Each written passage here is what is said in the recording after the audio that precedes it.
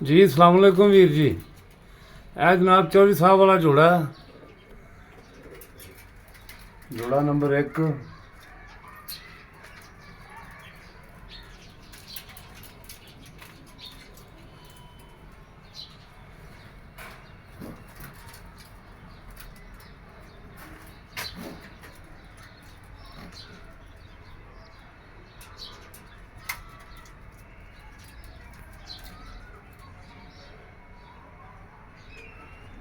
ਇਹ ਨਾਰੇ ਭਾਈਜਾਨ,